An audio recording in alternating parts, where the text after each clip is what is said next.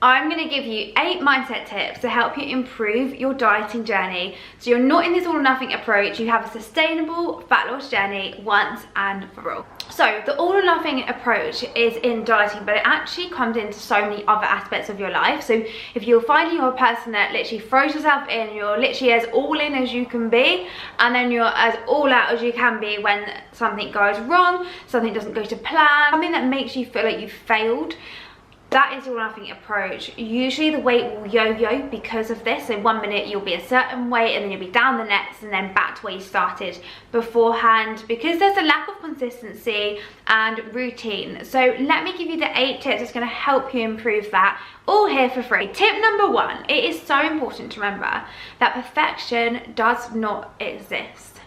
It is a huge one. So just know, if you have one meal out and you don't track that one course, that one meal, it does not matter. You are not gonna like ruin your whole week's progress if you do. However, if you then choose to have that meal, have a dessert, have an alcoholic drink, have a few more drinks, and then Sunday think, oh, whatever, I'll start again on Monday, and have the whole of Sunday off track, that same cycle will repeat itself. Focus on consistency rather than perfection, and you will find that actually you will feel much more at peace and much more relaxed with your dieting journey because you're being consistent. Now that actually can be improved with so many things, but I'm just going to give you one for now, otherwise I'll be here all day, and that is making sure your calorie isn't restrictive or too low. Number 2 is setting realistic goals, because when you start a fat loss journey, usually people that come to me are in a place where they're so ready that I just want to lose weight, I'm so fed up with yo-yo dieting, I'm so fed up of being in the all nothing approach, I just want to lose fat sustainably. So because of that desperation feeling is really taxing on the mind. It's really pulling us down and making us feel like we need to do it now. We need to throw ourselves in, do everything we can because we need that weight off. Maybe it's for a holiday, for a birthday, an event, or maybe it's just for a lifestyle change. You need to slowly implement these things into your life. If you've never done a diet before, or you haven't done one in ages, it really is such a bad idea to go in with everything all at once. If you do that, what will happen is you'll feel really overwhelmed, really fed up really quickly, because the results won't be happening as quick as you want, because you've got this expectation that is so unbelievably high for yourself, when really you need to cut yourself some slack and say, do you know what, I'm going to do this slowly, I'm going to do this gradually, and I can promise you now, you will get better results in the process. Number 3 is focus on the long term. So quite similar to the last one, but different. Focus on that end goal, but getting there slowly and sustainably. I had someone come to me the other day and say, I want to lose the weight that they wanted to lose, which I'm not going to actually say, but they wanted to lose a certain amount of weight in a year. And that was music to my ears, and I'll tell you why. If we set small goals and we do quick dieting, like restrictive dieting, it's called aggressive dieting, it's again for really stressful, really restrictive, and for the mind it's going to be a lot of stress, on the body it's going to be even more stress, and the results just won't happen. So try and think about that long-term approach. Okay, what do I need to do right now? What are my priorities right now? What serves me right now? And what is going to help me lose weight? Put those priorities and habits in together, make a little solution up, and you will find that is your solution, and you will lose weight so much better because the pressure, the stress, the restriction is gone, and suddenly you've got this balanced, happy, healthy, enjoyable approach to your goal, because you haven't left it last minute to lose weight before your wedding in 2 weeks, or you haven't left it last minute for your holiday that's this year, for example. I know some people will actually ask on the back of that question, well, how long do you say? I say a minimum, an absolute minimum of 6 months. You should be dieting for a minimum of 6 months. But within that time, if you came to me as a coach, I wouldn't make you diet for 6 months. But I'll save that one for another video. Number 4, allow flexibility. You need flexibility.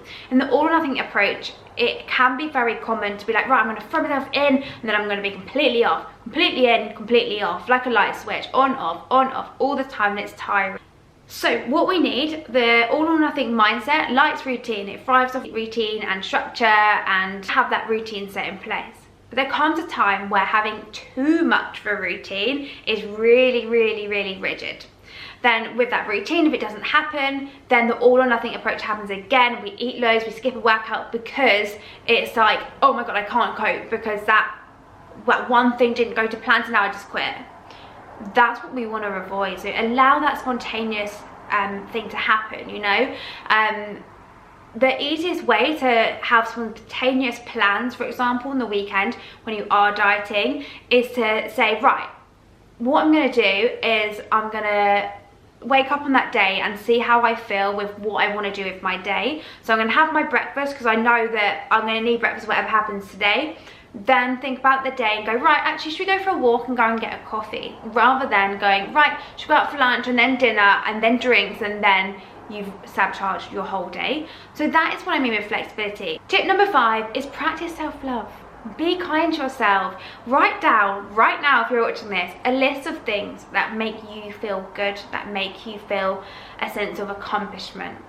Write those things down. It doesn't have to be like, I actually don't want you to write down a walk, a workout, or eating healthy food, because that's fitness.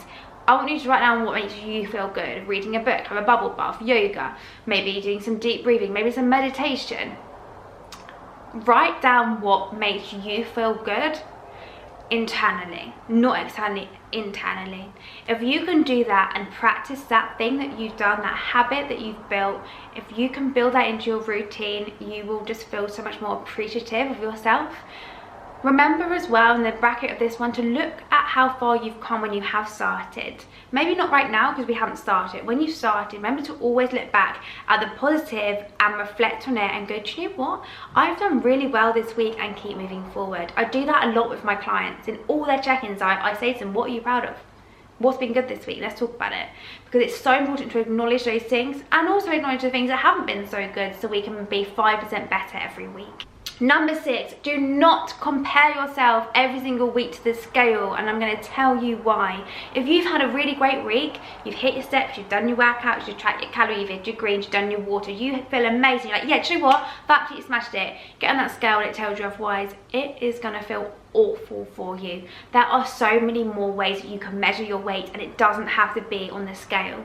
Sometimes the body has more muscle than fat, and that's why the scale isn't moving, and sometimes it's clinging on to the muscle and the fat will come off and it will drop on the scale, but you need to give it some more time. For example, one of my clients this week, she had all her measurements come down, her photos are looking better, however her weight hasn't actually moved yet. But we know that it's changing because her body recomposition is changing, and that is more important. If you're looking for that tone to defined look, don't just compare yourself to the scale. Number 7, we want to replace and remove that all or nothing mindset, and we want to fill that gap with the things that bring us together. So with fitness and with friends, for example, you can bring together those two things. You can go for a walk and go for coffee and breakfast. So you've had the enjoyment of going out for food, not having to cook, not having to do anything, and getting out the house.